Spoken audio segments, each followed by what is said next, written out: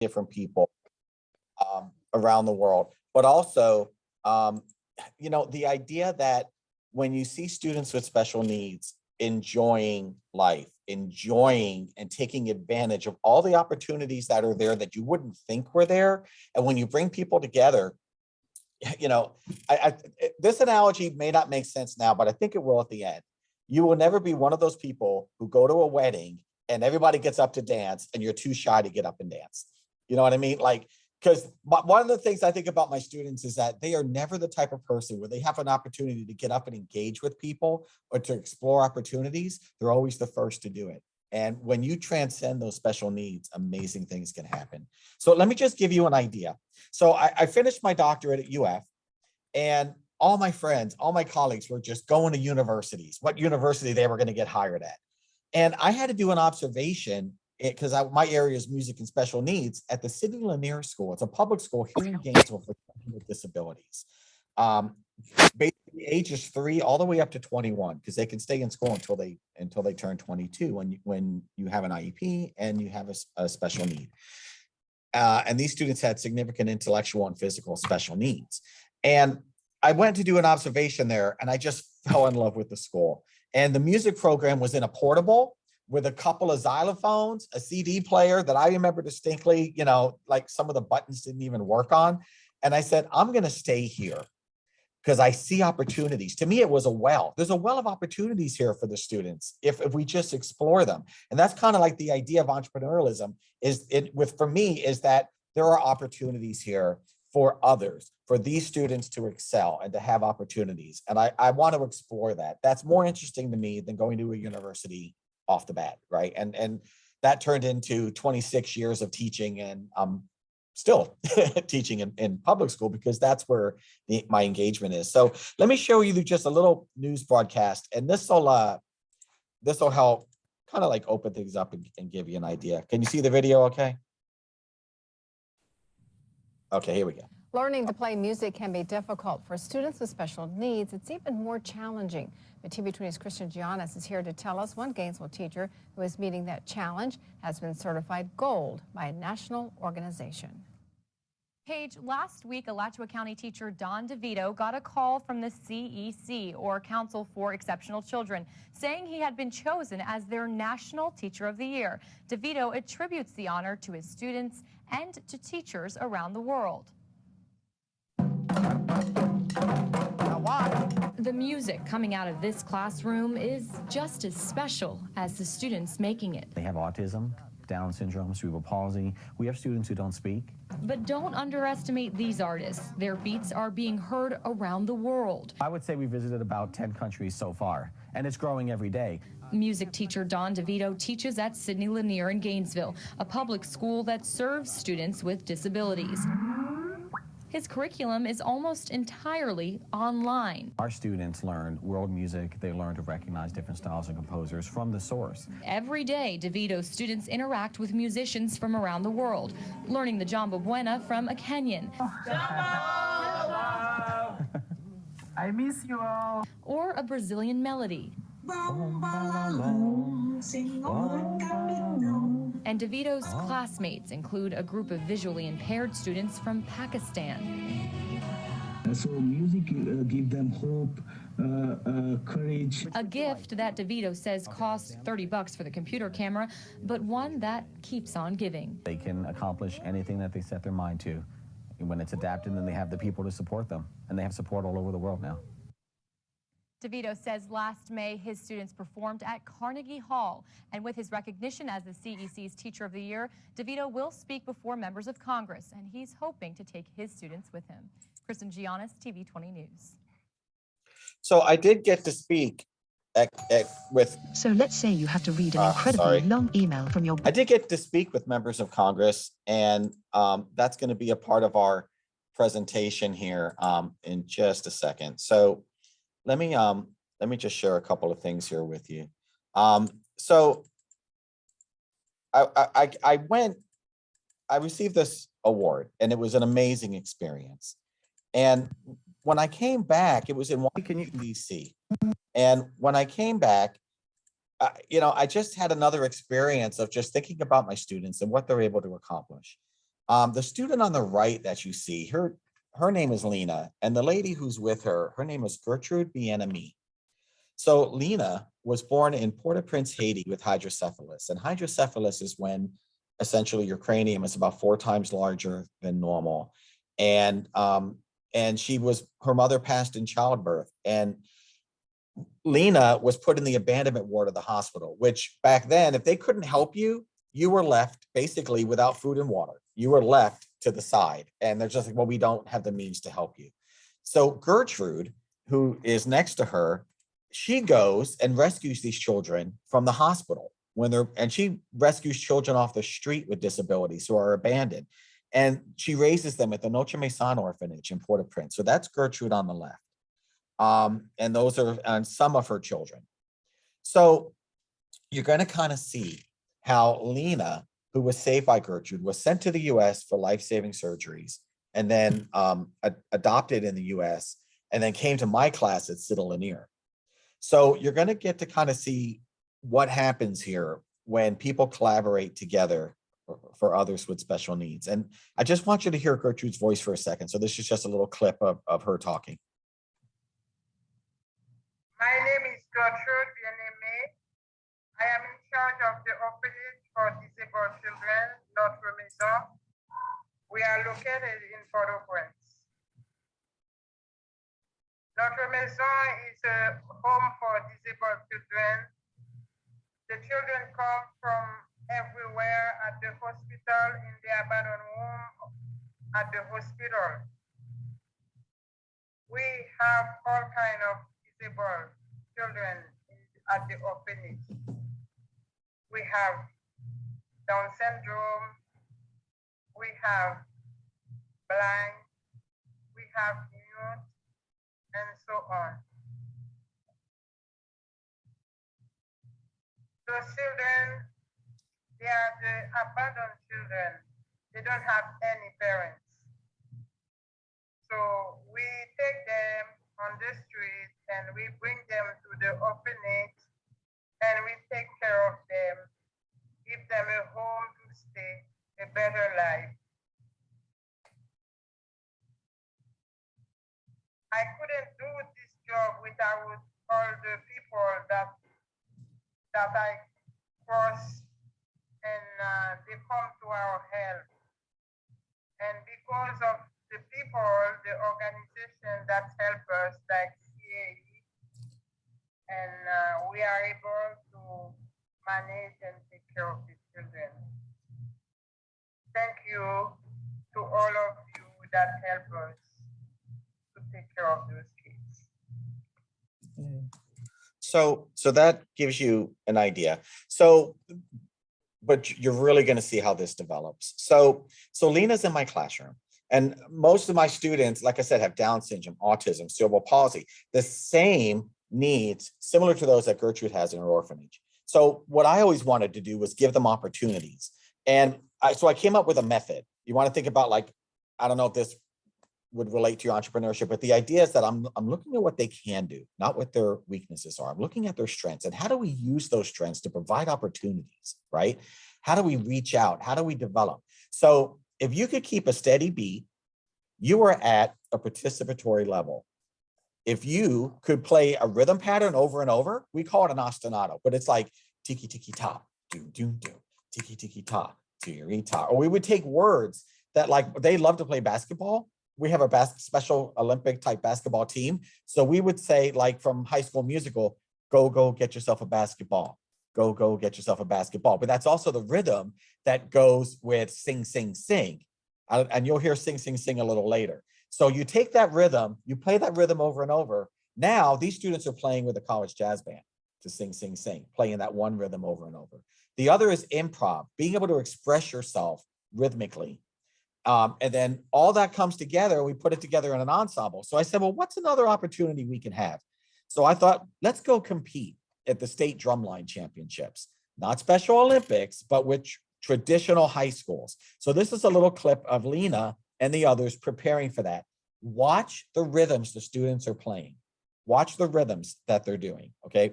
And this is, and I think you'll see how that connects later on.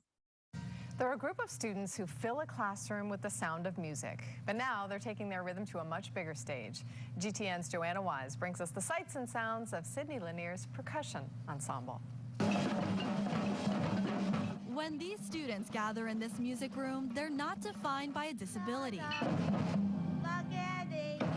A single voice will bring everyone together, and the only definition heard is the punctuation of a beat. Every student gets an instrument, every student gets a level of access that gives them the greatest chance of success. Now, their music is going to be heard beyond these four walls.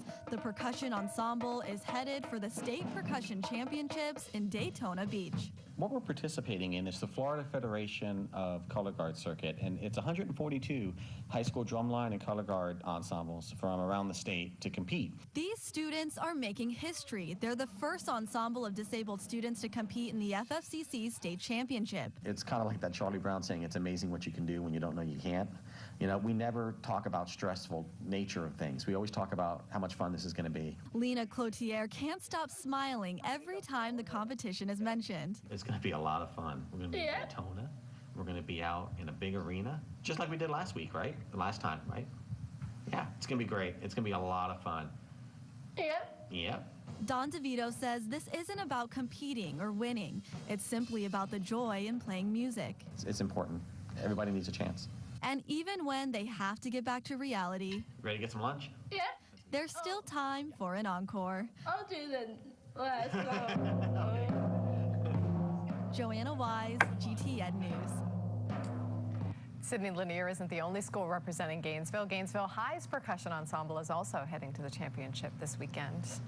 So, and of course you have to have uniforms. So, so you might be thinking, how does a public school get all this equipment, right? We got tri-toms, we've got drum kits, we've got uniforms. So here's what happened. When I got there, we had those two instruments I told you about and not much else. Part of the reason was because this was an elementary, middle, and high school, and we were getting elementary school budget because for music, $150 a year, because they didn't think the students could do much. So they gave them an elementary budget. And when middle schools were getting $5,000 a year and bands, high schools were getting 10. So I put an ad in the paper for donated instruments, and we got clarinet, trumpet, a couple things. None of them worked. So I took a picture of the students holding the instruments, went to my music supervisor and said, we're starting a band program. We're high school kids. We need the budget. And she goes, well, your kids, can they even do that? And I said, of course, look at the picture. And, you know, so it was a picture of them holding the instruments, which created the visual concept that they could do it, even though none of those instruments worked. Yeah, let me pause right here. This is so cool, Dr. D. You know, one of the main instruments that you have them perform, or perhaps I would say predominantly at the elementary level, are percussion instruments, like the one that behind you, which is the djembe. All right, so for those of you who might not know, the word djembe comes from the phrase ankeje, ankebe, which means to gather around. It basically, drums have always been used to galvanize people together. And let's think about the type of music that actually brings communities together. Like, what are the most popular songs? What's one of the most common things that they have in common? That they have? All songs have a hypnotic groove, a hypnotic rhythm, right? I mean, how many times do we hear the reggaeton beat, even if in genres that might not necessarily be reggaeton? I mean, the rhythm, boom, baku, ba, boom, baku, ba, boom, baku, ba, boom, right? I mean, you can hear that groove from Bad Bunny all the way to Justin Bieber, all the way to DJ Khaled, to just all these different people. And that's just one of the many grooves that is a common denominator that really attract people. And the reason why, see, I mentioned here, I said for music entrepreneurs, rhythm and improvisation, actually, let me preface it with this.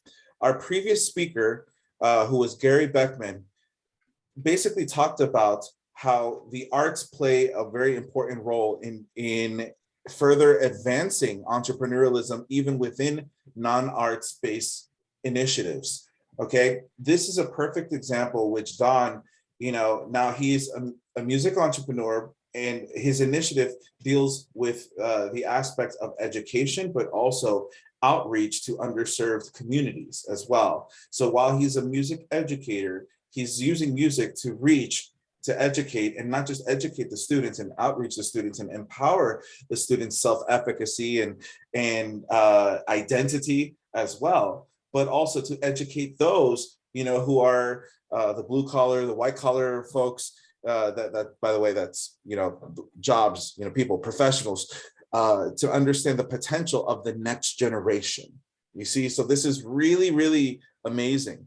And what we know is that music entrepreneurs, especially in the creative process, fundamentally, we go to rhythm.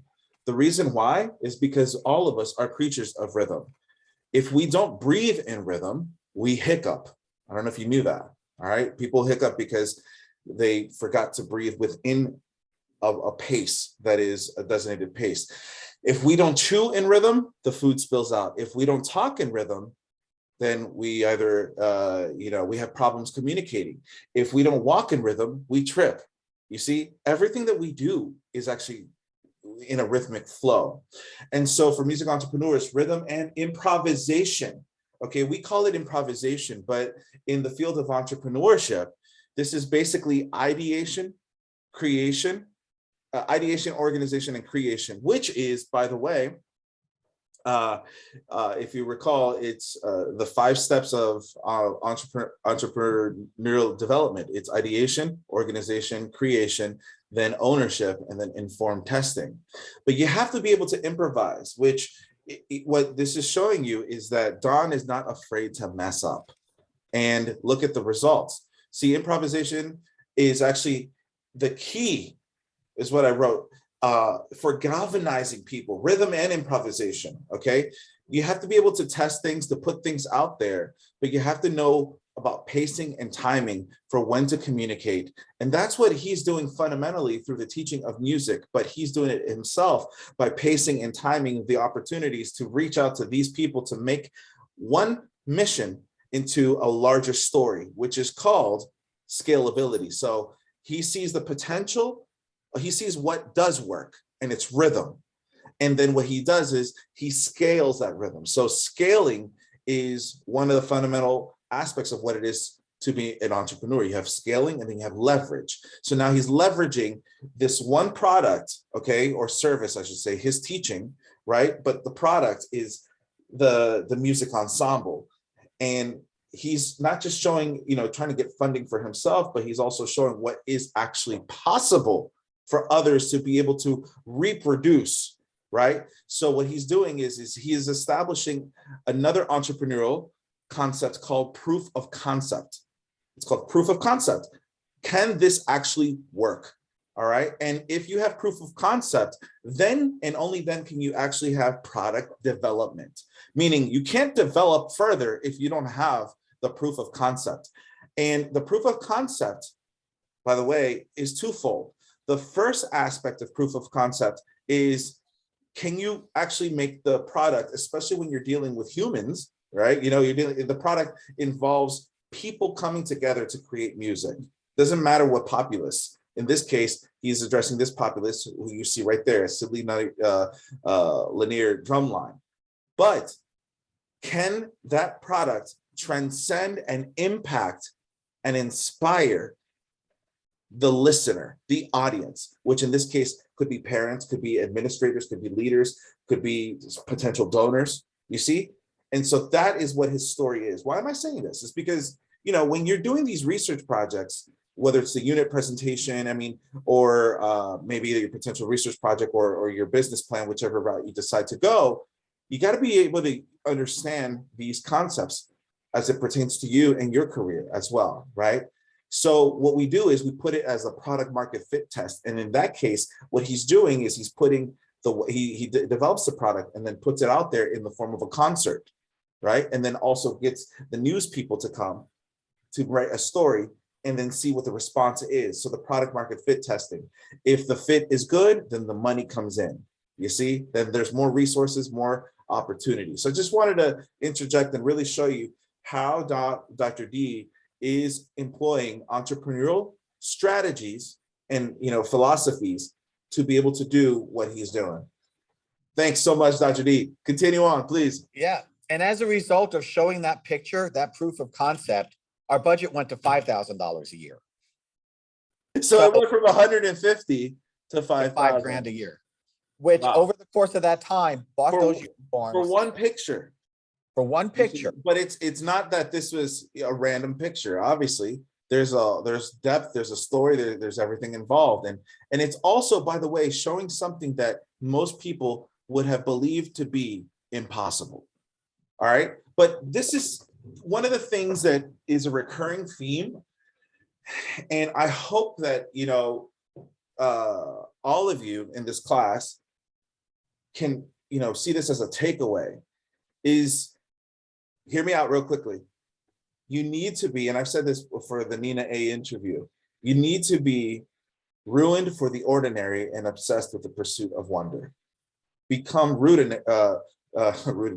become ruined for the ordinary, meaning not functional within that which is ordinary. Meaning, if it can't function in ordinary, it can only function in the extraordinary. You see, and this story right here, while it seems like a simple photo, in its simplicity, there's so much wonder, because it is the testament of what many people deemed maybe innately, subconsciously, to not be possible, right? So, yeah, go ahead. Yeah. So what we did, this is our curriculum. This is our textbook, right? So what was happening is, for students with special needs, they weren't getting opportunities at the high school level, because if you couldn't read music, or then intellectually, well then, how can you be in the band, right? If you're not completely verbal, how can you be in the choir? So they weren't getting the opportunities. So they would be getting things, when they did, things like, well, the elementary curriculum. Intellectually, they may be at a 3rd grade level, so we'll teach them 3rd grade songs. No. And I have no interest in following a book I use it, but I have no interest in following a book every unit and going, oh, it's October, unit 2. Now we're going to do this song. It's like, no, we need to make sure that we're grade level and age appropriate in what we're doing. So they don't need to be doing elementary songs. They need to be doing high school activities with other students. So, so this is us at the competition. I'll share a link that Dr. Ruiz can share with you, performances where you can hear them compete. But I just kind of want to move on in the interest of time for a minute. So one of the next things that happened is, and one of the things, you remember that news broadcast where she said, oh, and by the way, Gainesville High is going to be there as well? That flips the narrative, because in the past, it would always be the news broadcast would be Gainesville High is going to state championships. This time it's Sid Lanier's going to state championships. And oh yeah, Gainesville High is going to, just kind of like a comment at the end. So after we finished this, all we heard, and there's a wonderful high school in Gainesville, it's Beholds High School. When I first got hired there, before we had the funding, they donated their older uniforms to us that we could put patches on the side so that we could have uniforms. They were wonderful to us. So they were going around the year before to Carnegie Hall. And it was in the paper, it was everywhere. Buchholz is going to Carnegie Hall, Buchholz is going to Carnegie Hall. So I asked my principal, who again is, if the world of wonder was invested in one person, it's her. She believed in everything that these kids could do. So I said, where should we go this year instead of state championship, right? She goes, Carnegie Hall. I'm like, I'll see what I can do. So well, what do you do, right? Well, if you're in a high school band, the way these people go to Carnegie Hall is not, well, let's audition to go to Carnegie Hall. They go to tour companies, and these tour companies put on festivals. So from an entrepreneur standpoint, you can think of these tour companies saw an opportunity, because if we can rent Carnegie Hall, we could have these big bands that take up lots of hotel rooms compete in order to come with us to go play in Carnegie. So that's where they make their funding. Well, I would say, well, what if we played when the judges are tallying up their stuff? What if we did a demo? Anytime I would call company after company, and they would go, oh, let me put you in touch with so-and-so, and they never call us back. Or let me put you on hold, click. Nobody was interested in us because we weren't large enough. We didn't fill enough hotels, and we all had disabilities. So nobody was interested in having us compete. And not even compete, but participate, because those aren't, it's competing to get in, but then they're festivals, right? So they're music festivals that don't include the whole community. So I called Carnegie Hall and I said, how much is it to rent the hall for a night? And they said, well, you could have Weil Recital Hall, which is a smaller hall within Carnegie Hall. That would be about $9 grand for 3 hours. And I said, and I said, okay, when's it available? and they said, there's one night available. I said, I'll take it. Our PTA gave me a little bit for a deposit. And then how do we get the funds, right? Because it's not just renting the hall. You got to get the planes, the hotel, even for us, plus the chaperoning, because the parents have to go with them, all those kinds of things. Like, how do we put all this together? Community ensembles started turning their spring concerts and fall concerts into fundraisers for us. So all these community ensembles that normally would be like doing concerts to raise funds for themselves did inclusive performances with us and then donated the funds to us. There was one gospel choir that had invited gospel ensembles from all over the state to come in and put on a whole night. My students were at this gospel event for like 6 hours, right? And they all came in and put on this whole event to raise funds for our students to go. I mean, every area you could think of. So we got this funding, right? And then I said, well, what do we do in Carnegie Hall for 3 hours, right? Like what are we gonna play for 3 hours? So all those people who you saw from different countries, they're from an organization called ISME. It's the International Society for Music Ed. They're members in over 100 countries. Well, with my doctorate, I was presenting on the things we did to them. And they said, well, let's share. So they started Skyping with us. So now my kids are Skyping all over the world, when a lot of times they hadn't been out of the county, except for when we do these band trips.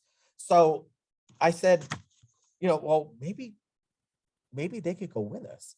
And one after the other was like, we'll play with you, we'll play with you, we'll play with you. And they flew to New York from Brazil, from Ireland, from all over the world. And then Syracuse University, who Skyped with us, they went over. The local Santa Fe College Jazz Band, who we were doing inclusion with, said, we'll go with you. And they flew to New York. So now they're all in New York City. So what you're going to see is a clip of Lena, who, remember her history, right? Singing in Carnegie Hall, Hold On, I'm Coming, with the Bergen College Pop Music Ensemble, which was another ensemble that had connected with us. And the student you see before her is a student who is blind, who is in their ensemble as well. So this is a little clip.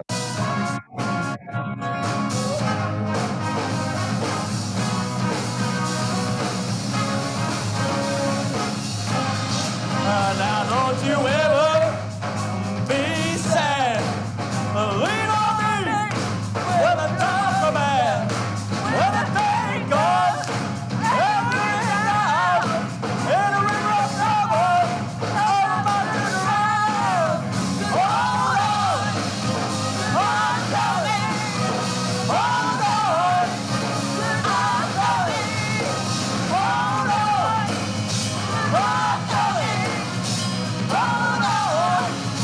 I'm coming. This is the same student who, when you saw the news clip before, was just answering one-word statements of yes. Yes. Are you ready to go to this? We're going to go play in this group. Yes. The same one who's now on stage in New York City, cranking it up with a pop music ensemble, right? In Wild Recital Hall in Carnegie Hall. So when we got back, Lena's, her father, the family who adopted her, Mr. Cloutier, he said it'd be great if you could meet Gertrude, because he had been back to the orphanage and he knew Gertrude, because Gertrude was the one who brought Lena to the US when she was a baby. And so we started Skyping with Gertrude, and this is Gertrude with us at Rawlings Elementary. And then we're going to go to Haiti. Students at Rawlings Elementary are getting the chance to learn from musicians around the world. Through Skype, the school has reached out to Ireland, Spain, and Kenya. WUFT's Landon Rose McPhee joins us now with more.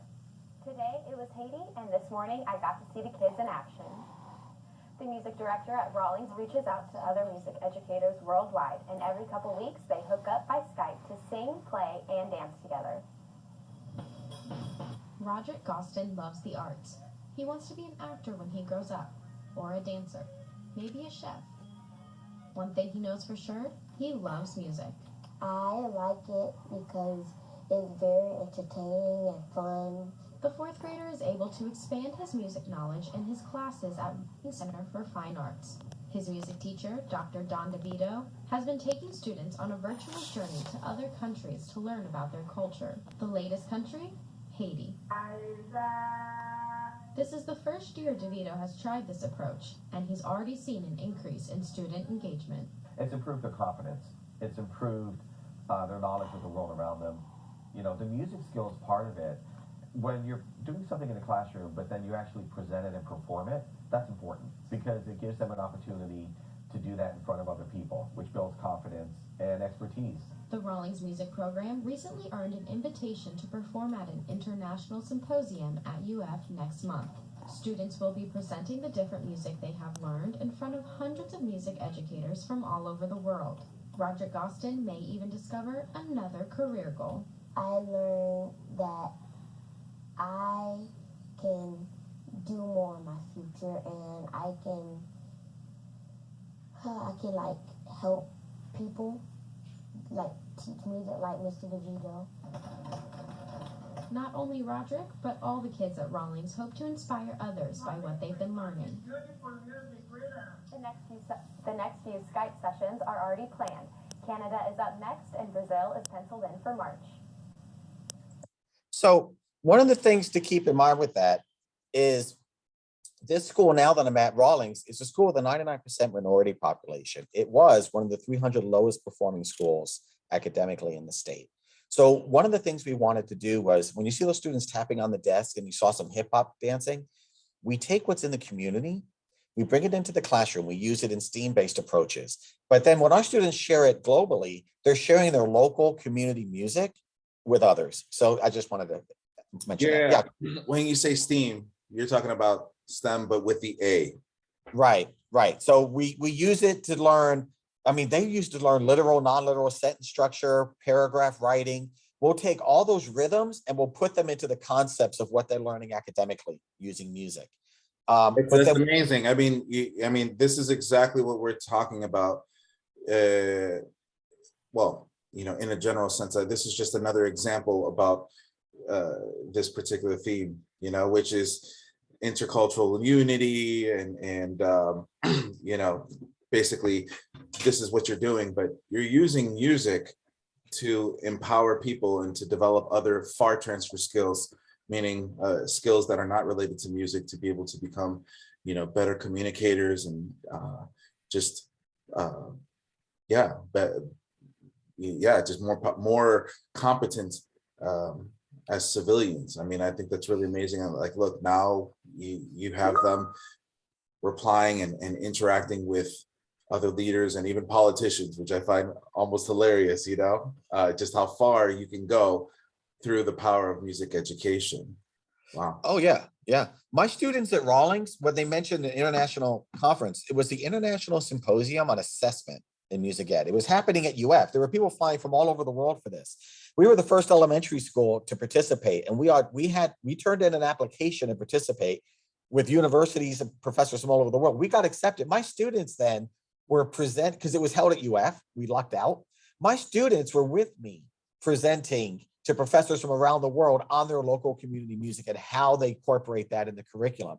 So we went from students who were on the east side of town, which doesn't have the resources of the other parts of Gainesville. Now they're taking their community music and their culture, and they're sharing it with others, and they're getting up in front of people to do it. And what helped them learn to do that was the Skype and Zoom-based ones we were doing in the classroom. So that built it up. So then it became a point where they're sharing it with others in a workshop. And I said to them, these skills can help you no matter what field you go into. If you go into business, I said, I would love to see them in business one day, getting up to a shareholder meeting or some kind of meeting and giving a presentation on something and having that confidence and skills come from their experiences in music. So that was one of the things I really wanted to see from that. So one of the things that happened to me was I was selected to be a National Teacher of the Year for special education.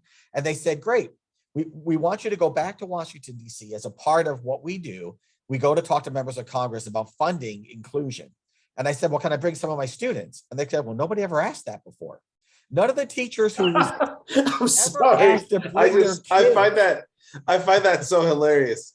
You know, I mean, and keep in mind, you know, you were selected not within the branch of music education for students with special needs. I mean, it was just overall out of everybody in the nation.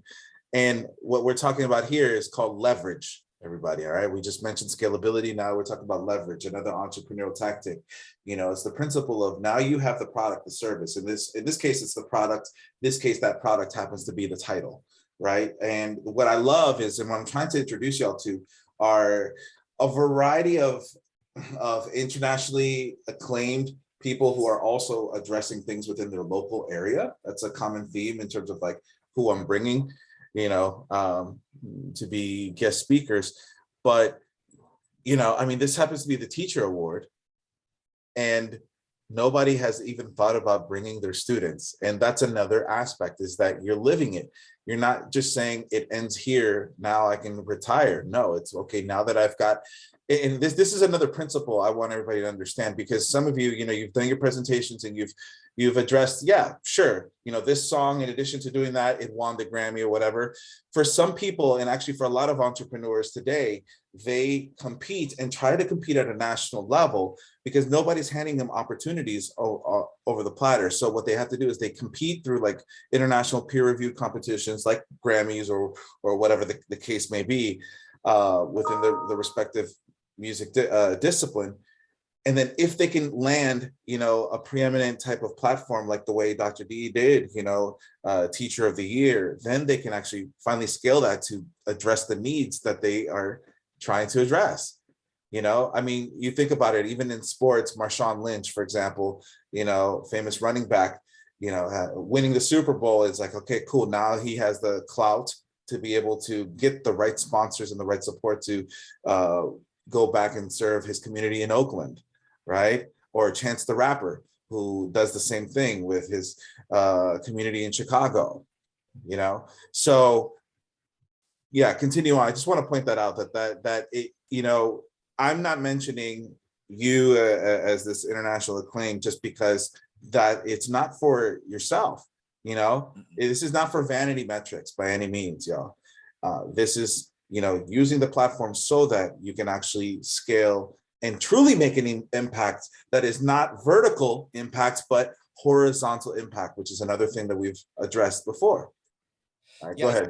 You're gonna definitely see the horizontal aspect in just a moment. So now Gertrude, you know, I haven't met her yet, but Lena is here in Washington, D.C. talking to senators. So her beginning in Haiti, right, where she was abandoned. Now she's already playing in Carnegie Hall. She's already now talking to senators, right, about things. And that's her father, by the way, on the left in the middle. They adopted her to the United States. That's Mr. Cloutier, and Marco Rubio on the right. And we also talked to Senator Harkin. And the funniest thing about talking to Senator Harkin from Iowa, he was a big education person, where he's singing Amazing Grace with Lena in his office.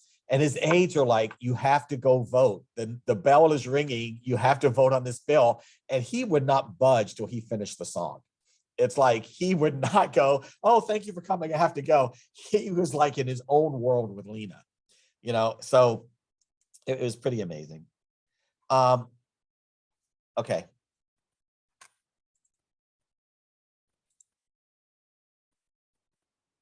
Okay, so let me, just give me a moment here.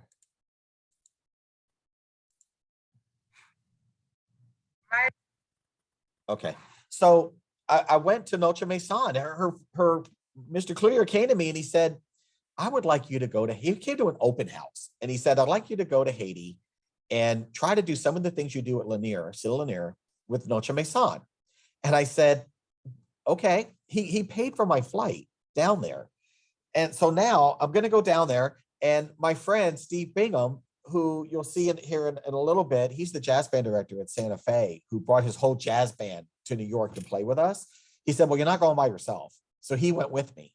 So we went together to Haiti, and now we're in Notre Maison. And you may have noticed the students in the picture before, what they were wearing. Now you see these students with these black shirts. It's Haiti on the front, and in Creole, it says Notre Maison Music Ensemble. So like we had the Cité Lanier unicorn uniforms, I brought uniforms for them. We brought instruments for them. And what I want to do now is just play a little clip for you. Let's see if I can. Sorry. I need to bring it up here if it'll. Okay. So this is what we call the Notre Maison Jam. What you're going to see here is the instruments we brought, all the students on their instruments. Some are keeping a beat and making a rhythm. Others are just rocking to the music. They're just, and you'll see the emotion, and they're just flowing and rocking back and forth to the music and experiencing it. That is the same amount of participation as anybody else in the ensemble. It's how you engage and respond to music is your shared music. And I'm just gonna we play about 8 beats. Dr. Bingham and I'm on a pifano, a Brazilian flute, and then it's just go, improv, play whatever. This is their first group experience doing anything together as a group. And because they don't just leave the orphanage because there's no safe place for them to go. So this is their first group activity.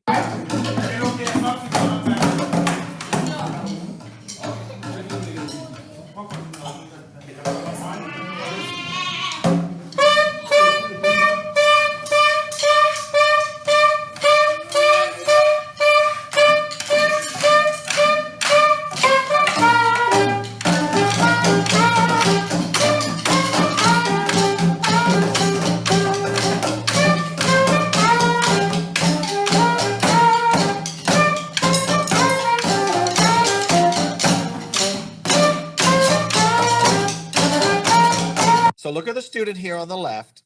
He's on the drums, right? He watches the gate. That's his job. He watches the front gate to the orphanage because they're in a compound, right? Outside this orphanage, again, there's a church that was destroyed in a hurricane that has basically a roof, some leftover wall where they plug in a keyboard, and we go there for church, and that's basically where the children can go. And that's about it. She brings in a teacher to work with them because she wants to make sure they get an education, right? But just look how they're rocking to the.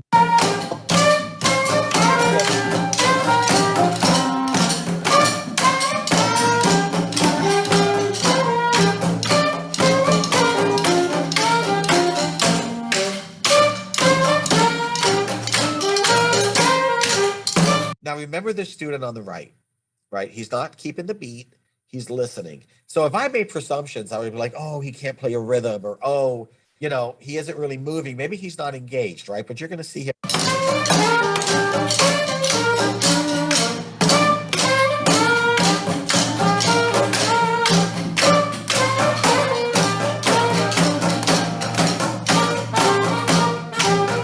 Hand over hand instruction. Watch the student here. See the white chair he's in? That's a chair like you have a patio furniture chair that they put wheels on to make it into a wheelchair. That's an identical chair you would have on a patio chair. But look how he's moving to the music and swaying to it. Rocking back and forth. So that gives you an idea. Okay, that kind of gives you an idea there. Click product slide. So when I was talking about instruction, that's him there, keeping a beat on a hand drum. Why? Because you provide instruction. You provide what I call continued sequential instruction. In the US, that tends to stop at elementary. We're really good at providing music for special learners at elementary. But once you get to middle and high, if you can't read music or you're not going to help them get a superior at a competition, you tend to get pushed to the side. So that's a point I try to do. So here you see these same students, and the same students who rock back and forth, like just keeping a beat with their body. I had a student who did that in Carnegie Hall, playing in the jazz band, and she just rocked to the beat while the jazz band played, but she was a member of that ensemble, and they didn't think of her as any less than a member of that ensemble. Let me pause and just say, I think those that have accomplished timeless kind of things, in their lives, the ones that we want to keep hearing their stories or seek inspiration, at some point or at many points in their lives, those types of individuals were told that their dream was not possible. Even to the richest man in the world, Elon Musk, for example. He talks about the companies that he wanted to work for, and then he didn't even get accepted into those jobs. So then he founded his own company, and companies that end up blowing up. But this is true for any entrepreneur. All right. But what's really amazing is, what about those that were told before they even had an opportunity to express a counter to that statement that they weren't capable of doing it. You know, those that don't even have the voice, you know? And so what I think is really amazing here is that you are being a voice for the voiceless and showing the people what is possible, you know, given if they give them an opportunity. So that's another level, you know, and that's a level that I think a lot of people, especially entrepreneurs, we ultimately want to be able to express, you know, is not just, there's a level in which entrepreneurs want to prove people wrong. Oftentimes it should not be the goal, but oftentimes that becomes sort of a fuel, an impetus for driving and to show them, you know what, this person said, I can't do this. I'm going to show them that I can, even if it's not about me, but about, you know, the mission that you possess. But then the next level is once you've reached it, you're continuing to expand that particular venture to show people that it is possible and to empower others to let them know that it's possible. And this is the highest level of skills. Remember the 5 steps of skills that I've mentioned? You have to, skills is the fundamental, then you have strengths, which is character related. Then you have the third one, which is competencies, okay? The skills that you do in life that could help an entity, a company that you work for example, a partnership that you might have to improve that business. Then expertise, those things that really distinguish you, but then artistry, this is what we're talking about. I know that, you know, we're talking about music, so a lot of it is you know, within the field of arts, but I'm talking about artistry, which is regardless of what you do, right? Because artistry is humanity expressed. And so what Dr. D is just kind of showing you is how he has taken his skill to a level in which he is inspiring others to express the best version of their humanity, you know, which is super, super rad. All right, continue. Okay, so here's where it gets interesting. If it hasn't been interesting yet, here's where it gets interesting. So I brought with me, you'll see some of the people in the picture here on the left. I brought with me fellow teachers in other areas of music, other areas of academics who wanted to come down and do the same thing. So now they're learning physical therapy, they're getting special education instruction, and training the teacher who Gertrude brought in to work with the children, Ghislaine, and you're gonna see her in a second. So, and this is for all the children in the orphanage. So what happened is, I went back to the US. Gertrude has all these bedrooms in the orphanage. The whole second floor is like dorm style bedrooms. And the way she keeps it functioning is people who come down to Haiti to do, whether it's mission work or other work, their groups stay at the orphanage and then they go out into Haiti to do their work, but they have a safe place to come back to. And so what happens is, you know, I go back and I went to this event and it just came up. There was this event going on, an organization called Projects for Haiti. And they had this event that they were going to be part of in Jacksonville. And they said, look, all these groups that work in Haiti are coming together for this big kind of conference meeting to pick one thing. And I think it was to help with cholera. They picked one goal. So I said, well, let me go up there. I'll make a big poster for the orphanage. I'm like, look, if you're going to Haiti to do work, you need to stay at the orphanage. So that way I can help Gertrude sustain herself, right? So there I met people from Projects for Haiti. And they're like, well, why don't you and Gertrude, well, actually they said, why don't you come to as a teacher on one of our training trips and present to the Haitian teachers on the concept of inclusion? Because in Haiti, if you had a disability, by a lot of people, you were considered to be cursed. There are people who put the bones of their children and in their neighborhood with disabilities in the ocean when they pass because they don't want the curse to travel to somebody else. And so now I said, well, no, Gertrude needs to come with me. So we got Gertrude to go to the north of Haiti. So now Gertrude is training 350 Haitian teachers on the concept of inclusion. Right. And this is one of the people who happened to be a teacher who had a child with disability, who never had the chance to get up and talk about why their child should get to go to school because they don't go to school. So this is her. I don't think it's translated, but I just want you to see the passion in her voice.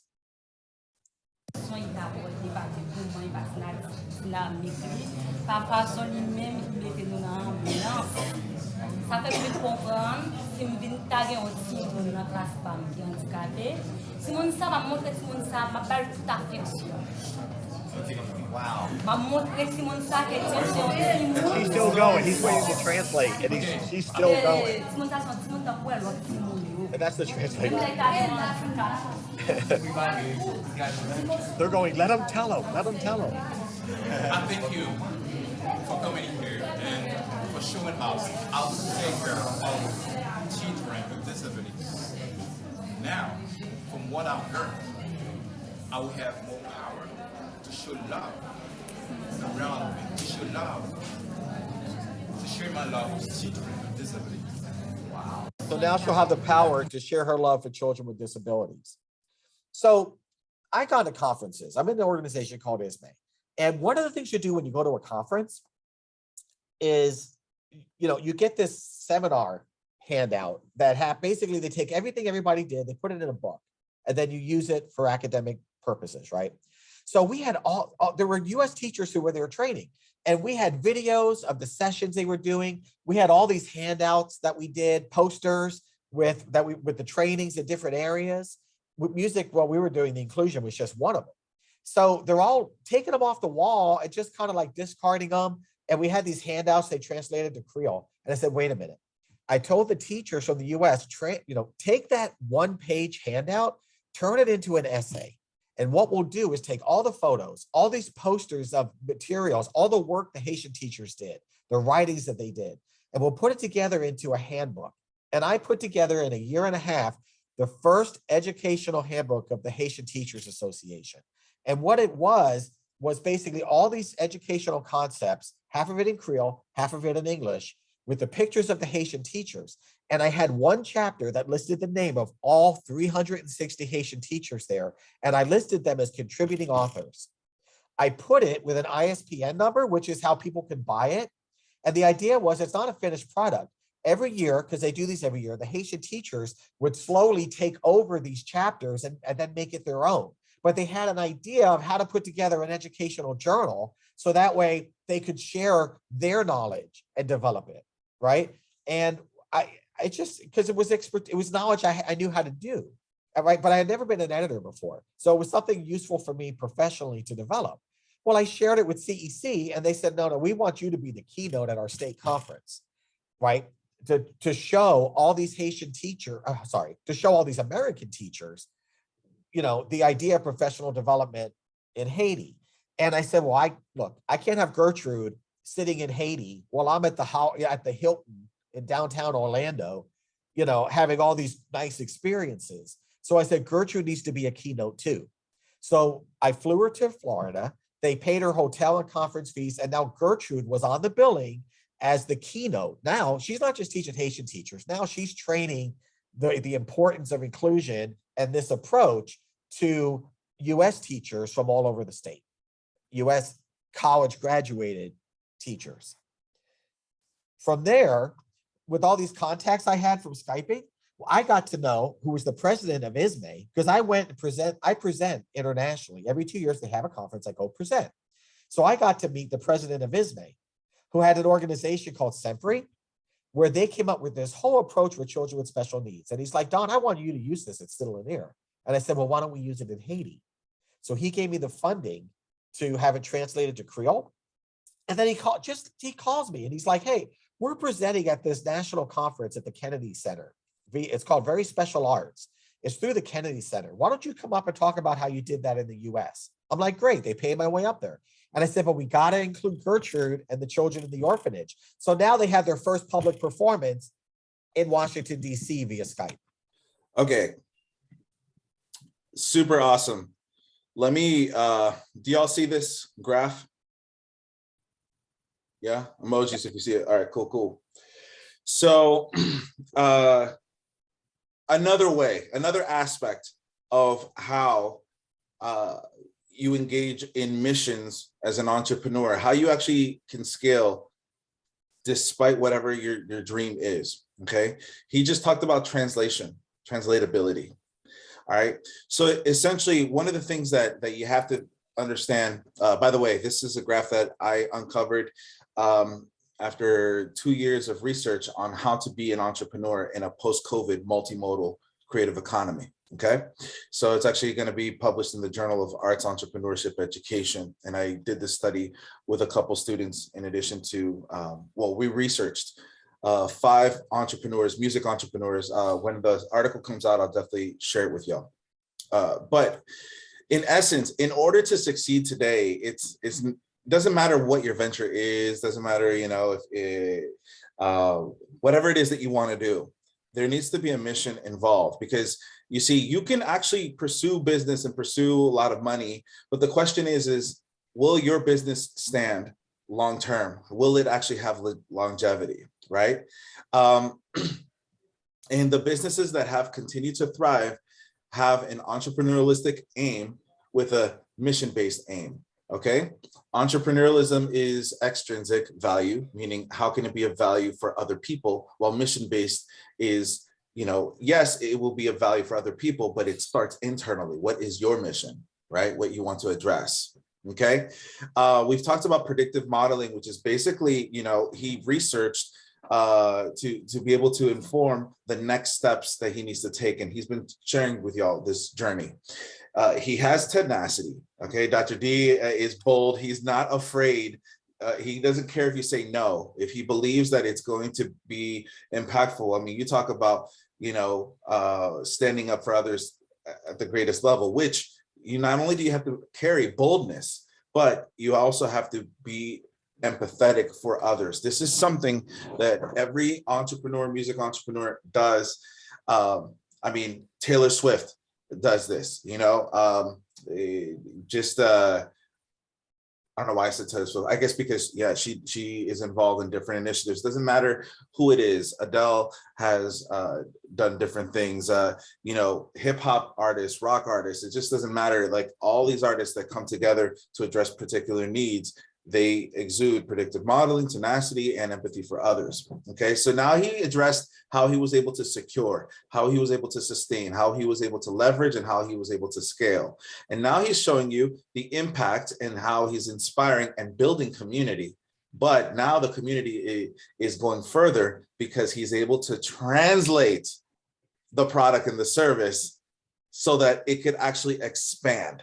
This is an aspect of globalizing your business. How do you actually globalize business? One of the ways is not just through the accessibility, especially through the digital world, you know, the digital economy with the internet and just making products available digitally or asynchronously.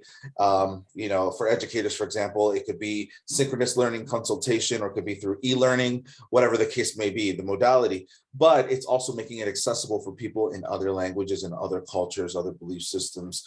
And that's what's really amazing. And through that, Dr. D was able to create new media outlets, was able to really innovate, meaning the etymology of that word, y'all know I like etymology, innovate, it has the word nova, which means new, right? Kind of like supernova, star, new star, right? So to innovate, and now he has multimodal functionality and is able to, again, market that to, and then you see it goes back up. It's a cyclical, and it's also gradational, meaning that it is a step-by-step process.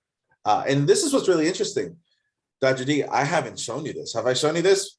No. But but the thing is, I think those who care, those who have a mission, you know, in their heart, will innately exude entrepreneurialism in a very systematic way, a very gradational way. You know, it's one step leading to another step, leading to another step naturally.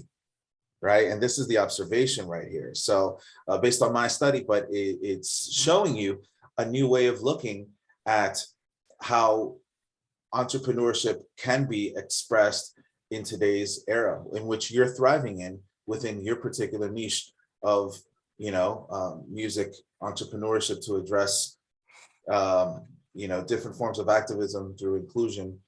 And yeah, amazing. All right, sorry, didn't mean to interrupt. Just wanted to point that out. This is a class where we have to teach entrepreneurship, and I want people to understand that there's a method to the madness. It's not just, you know, good luck.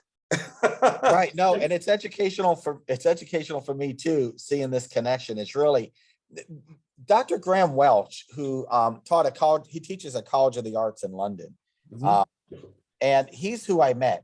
He is like an entrepreneur because he's an innovator And he was president of ISME, but he also was in the organization of SEPRI, which is the fundraising arm for ISME. And they look for these developments. So what happened is I went to Washington, D.C. I presented the children in Haiti. The Notre Maison ensemble performed in Washington, D.C. via Skype. And then I got elected to the board of ISME. So now I have 100 countries with membership. I may have been one of the first public school teachers to get elected. I just went for it. I filled out the form and I got elected. And the membership votes. So one of the things they do is fly you to the next place the conference is going to take place the year before. Feel free to share your screen, by the way. Oh, sorry. Yeah. Let me go back to share here. Okay. So this was Dr. Welsh. Okay. Slide. Great.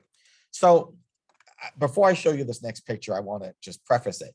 So the board meets the year before the conference and they fly you to the board meeting. So they're flying me to Scotland, right? And I'm going to this meeting in Scotland to help organize the conference, that kind of thing. And they have awards. And one of the awards is to fly someone, coincidentally, from a lower HDI country, a country, what we used to call third world. It would be like a low housing and industrial index. So basically it's a country that's essentially impoverished. And they pay their way to the conference. So I nominated Gertrude and Gertrude won. So now they're going to fly Gertrude to Scotland for the conference. So this is Gertrude at the Royal Conservatoire of Scotland voting in ISME events on the bottom right. And on the left, she's with two professors from University of Minnesota, Duluth, also Gator alumni, who connected with me at City Lanier on projects. And I said, and then they started Skyping down to the orphanage and doing projects on their own with the children there. So just like I'm replicating, like Dr. Ruiz said, I was replicating in Haiti what I did at Lanier. So now they have all these connections. So Gertrude had to get to Scotland. No, they're paying her airfare. What else does she need to do? Well, to go to Scotland, the United Kingdom, you have to have an academic visa. And how does a woman who works in the barrio in Haiti, when you leave her orphanage, the people are amazing. But when you leave her orphanage, there's no sanitation. There's goats that are eating the garbage in the streets, right? So how does she get the CV, the resume, to get an academic visa to the UK? Well, we contact Projects for Haiti. We contact CEC. She's been a keynote at a state conference in the United States and traveled there to present. She presented in Washington, D.C. for a national organization. Sure, her CV, and everything we publish, she's a co-author with me. So everything I published on this, and this is the thing with so much of research in college is about anonymity. Well, you don't talk about the people who you're writing about. They're anonymous, right? So if I have to write about City Lanier, I can't tell you how many times people wanted me to go a public school for special needs in Southeast United States. And I'm like, no, it's City Lanier.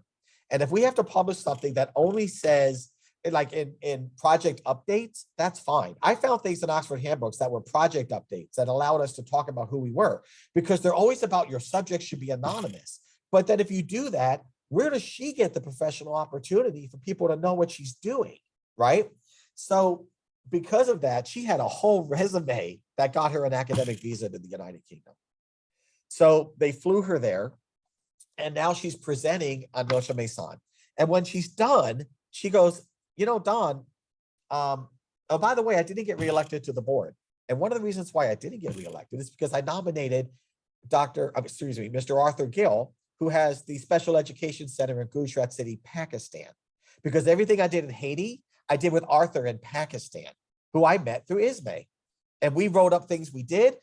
SEPRI sent them 50,000 British pounds over 5 years to build his program. So you might have seen those from the news broadcast, the children in Pakistan.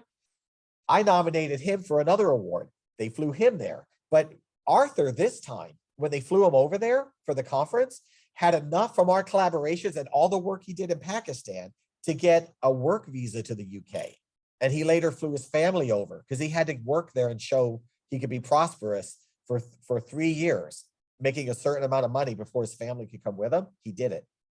So this has been replicated in all those countries you saw in that news broadcast, not just Haiti, right?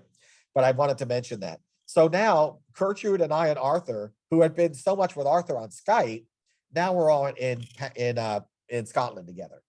And we're all in Scotland together, you know, presenting at ISME. And Arthur got elected to the board of ISME. So now he's on the board, right? And his comment to Gertrude was, now it's my turn to help. Because I have been helping, he goes, well, now I'm in the position, now it's my turn to help, right? So that he would support her and her work. So the kinds of things of sharing together that Dr. Reeves was talking about. So Gertrude goes there, and her response to the trip was, my visit to the UK was a great experience. The opening ceremony was fabulous and uplifting, and I was very fortunate to present my work in a session. Not me talking about her work in a session. It was a great opportunity for me where so many people were listening to her, where she didn't have that voice before internationally, and seeing some of what I do with my kids, all 40 of them. And one of the reasons she got the award is because all the people who were teachers who talked about what they do with their students, surprisingly, nobody took all 40 of them home and raised them at the end of the day.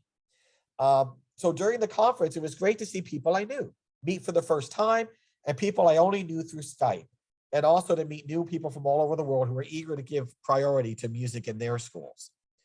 So that was her response. So she comes back and she goes, I didn't get elected to the board. Gertrude is a Christian, and she said to me, God has other plans for you.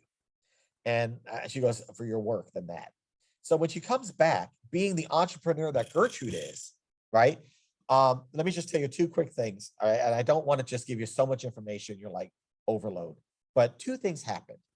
And this will be pretty much end my presentation, but two things happened. Hurricane Matthew hit her hometown on the coast, 90% destruction. They're contacting her in the orphanage for help. So you're in Haiti, you're raising 40 kids in an orphanage, and people are asking you for help. So I put together a GoFundMe through ISME, and all the people she just met were sending funding to her. And then being the entrepreneur and knowing how to make things happen, she got a truck, went to the stores that were not affected in Port-au-Prince, helped the local economy by buying supplies, metal sheets for roofs so people can have a roof, food, supplies, gardening materials so they could start gardening again. And she drove it, as she wrote in her email to me, through the rain, we travel to Des Anne. And she went out there and it's provided all the fun, all the support for others through this organization and contacts that she had in ISME. The other thing was, she goes, my life's dream was to have a school for kids with disabilities so they could leave the orphanage and get an education. Well, there was a school there, and that school had gone belly up. It was a church school. And Gertrude went there and said, let me start a special needs school. And they said to her, what do you know? You know, and I don't do to say, but she was, you know, in Haiti, you know, there were thoughts about, okay, well, she's a female. What does she know about this or that? And like, well, what do you know about working with kids with disabilities? And she talked about Notre Dame, but she goes, I have a lot of friends who do. So we all flew down to Haiti and gave a training. We gave a training for 23 Haitian teachers and showed that training to the people who ran the school. And my understanding from Gertrude was that, yeah, that we see the proof of concept, right? We see the proof of concept. So now the lady who was working with Gertrude, who was teaching children with special needs, Kizian, she now was training those Haitian teachers, right? And they let her have the school.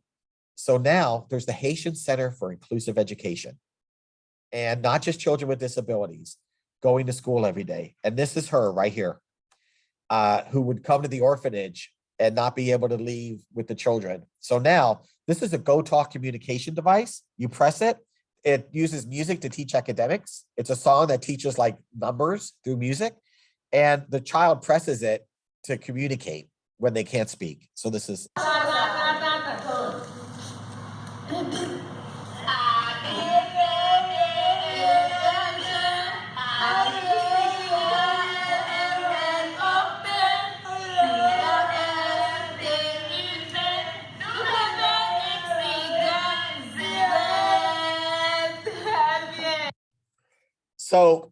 So, you know, where does this go from there? Right? So those Go Talks came.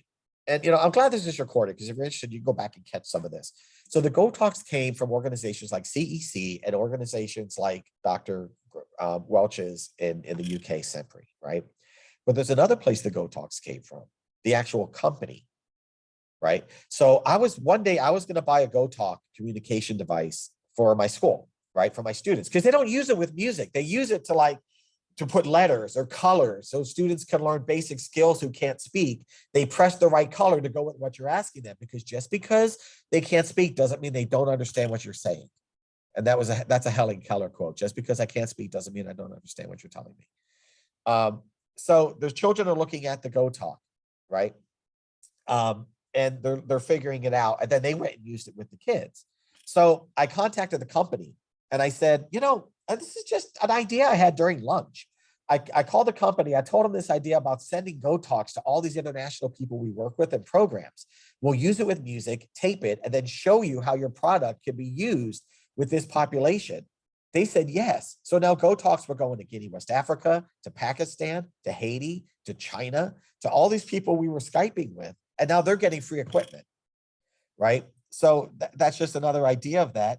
And then Ghislaine, here's the presentation that we talked about for the Haitian teachers at the inclusion school. She's training them how to do inclusion with Go Talks. When I showed her, and she used it, right? So now she's training the others to be trainers. So it just gives you an idea. And then this is the final slide. And I know it's a lot of information, but this is the global professional development approach is what came from this.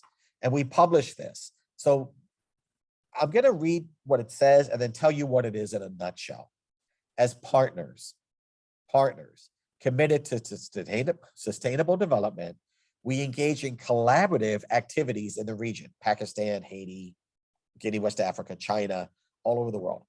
Documentation of our projects include community-based leaders like Gertrude, like Arthur, as contributing authors to publications and as presenters of keynotes and conference sessions. It was all experiential. I'm just saying what happened along the way, right? Local leaders are full participants. They're networking to enhance action research and development for the populations they serve. It is not hierarchical in structure. It's not charity. It's not charity. It's not let's help the children with special needs. Okay. It's not outreach. It's an educational development on equal terms. It's a partnership through international triangulation of organizations, schools, and institutions. Sid Lanier School, Sempri, universities who collaborated with us, community-based programs like the Notre Maison Orphanage, right? We put all those together. We triangulate them together, right?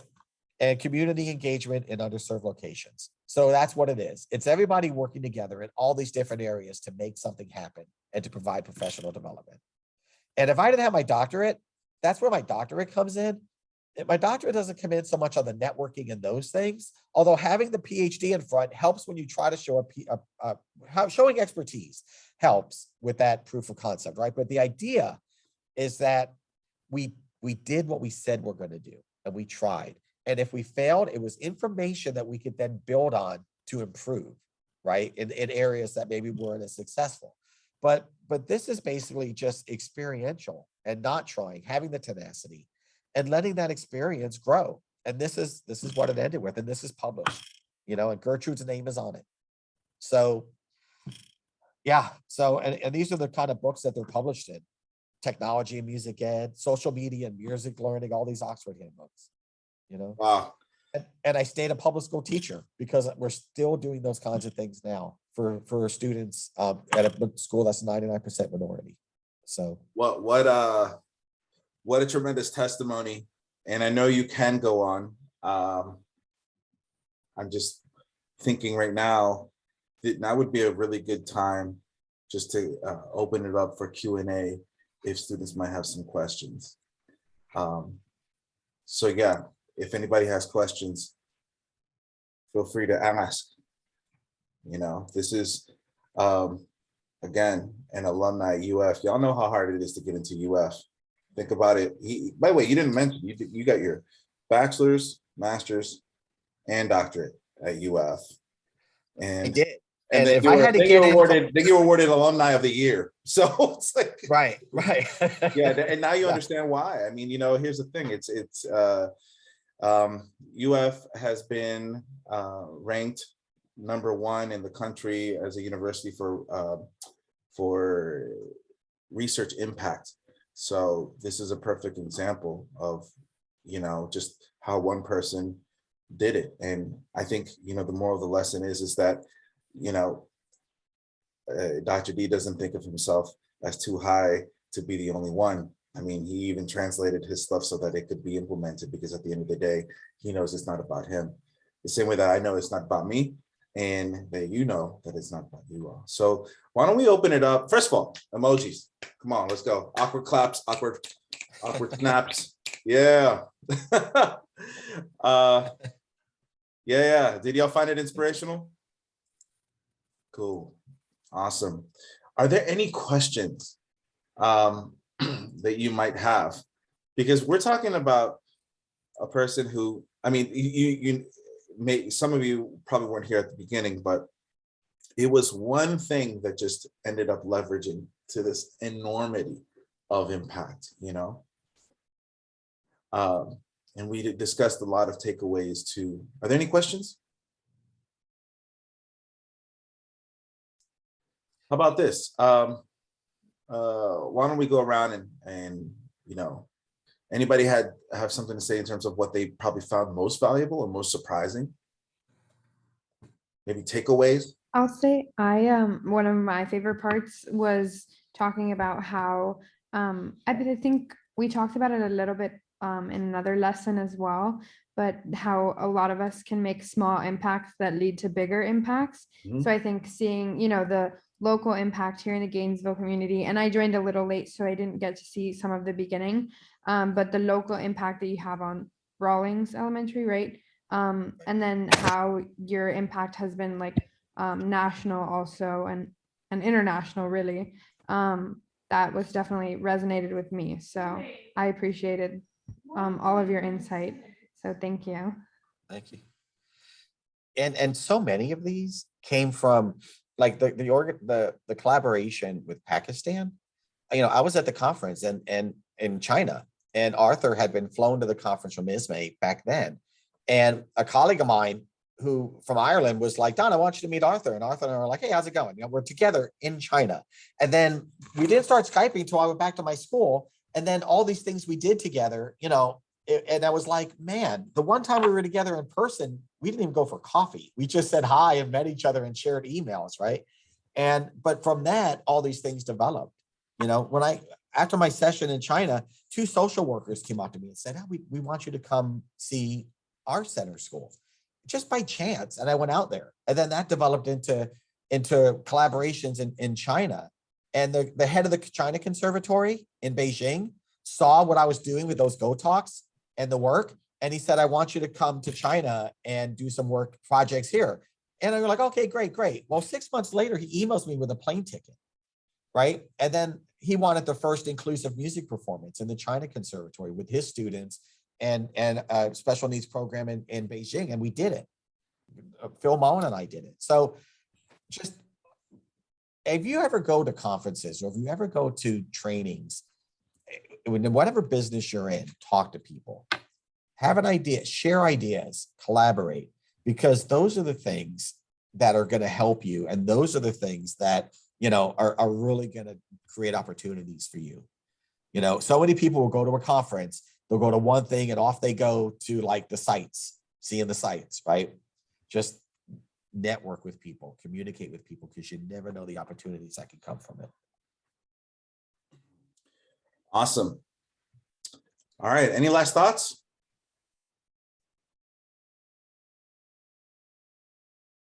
All right, cool. Well, thank you so much, Dr. D. Thank you. Thank you. Thanks, everybody. Thank you. Unbelievably inspirational. All right. How can people contact you? Here, I'll put my email on there. Yeah. I actually met Dr. D at a coffee place. Yeah, speaking of. Patty Cakes over there on Jonesville. Yeah, yeah. And it was over the summer. So I had just moved down here to Newberry, and I said, all right, well, let me check out this Jonesville coffee place. And then, you know, here I am working on my research and over the summer. And, you know, you approached me because you had found out some stuff about me through the UF media.